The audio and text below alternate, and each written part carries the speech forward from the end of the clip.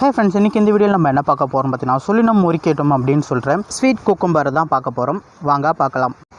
இந்த சொலினம் muricatum அப்படின்னு சொல்கிற இந்த ஃப்ரூட் பிளான்ட் பார்த்திங்கன்னா சவுத் அமெரிக்காவில் தான் அதிக அளவு பயிரிட்டுட்டு வர்றாங்க. இது ரொம்பவே ஸ்வீட்டாக இருக்கிறதால இதுக்கு பேர் பார்த்திங்கன்னா ஸ்வீட் குக்கும்பர் அப்படின்னு ஒரு சில கண்ட்ரியில் இருக்கிறவங்க சொல்லிகிட்டு இருக்காங்க.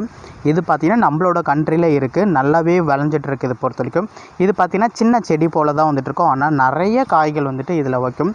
இது பார்த்திங்கன்னா ஸ்வீட் குக்கும்பர் ஏன்னு சொல்கிறாங்கன்னா நல்லா டேஸ்ட்டாக இருக்கும், அதனால தான் இதை ஸ்வீட் குக்கும்பர் அப்படின்னு சொல்கிறாங்க.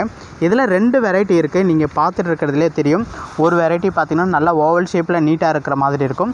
இதுக்கு முன்னால் நீங்கள் பார்த்துருப்பீங்க, அந்த இது பார்த்திங்கன்னா குண்டாக இருக்கிற மாதிரி இருக்கும். இதில் பார்த்திங்கன்னா 2 வெரைட்டி இருக்குது. ரெண்டுமே பார்த்திங்கன்னா நல்லா ஈல்டு கொடுக்கக்கூடிய ஒரு வெரைட்டி தான். இது பழுத்ததுன்னா நல்லா டேஸ்ட்டாக இருக்கக்கூடிய ஒரு வெரைட்டி.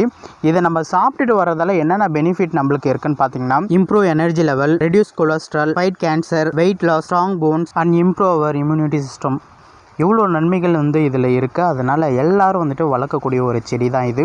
கண்டிப்பாக ட்ரை பண்ணுங்கள். இந்த செடி பொறுத்த வரைக்கும் நான் மாடியில் வளர்த்துட்ருக்கேன், அது மட்டும் இல்லாமல் தரையிலையும் வளர்த்துட்ருக்கேன். ரொம்பவே டேஸ்ட்டாக இருக்குமான்னு பார்த்தீங்கன்னா ரொம்ப டேஸ்ட்டாக இருக்காது, ஆனால் டேஸ்ட்டாக இருக்கும், சாப்பிட்றதுக்கு சூப்பராக இருக்கும். வெள்ளரிக்காயை விட நல்லாவே டேஸ்ட்டாக இருக்கக்கூடிய ஒரு வெரைட்டி தான்.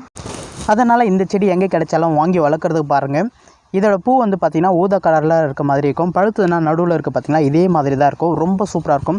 ஒரு கோடு மாதிரி ஊதா கலரில் போட்டிருக்கும். அந்த மாதிரி இருந்துன்னா அந்த பழத்தை நம்ம கட் பண்ணி சாப்பிட்டோன்னா ரொம்ப இனிக்கிற மாதிரி இருக்கும். வெள்ளரிக்காயை விட நல்லா டேஸ்ட்டாக இருக்க மாதிரி இருக்கும். இந்த மாதிரியான செடியை வாங்கி வளர்க்கணும்னு ரொம்ப ஆசை இருக்குன்னா கண்டிப்பாக கமெண்ட் பண்ணுங்கள்.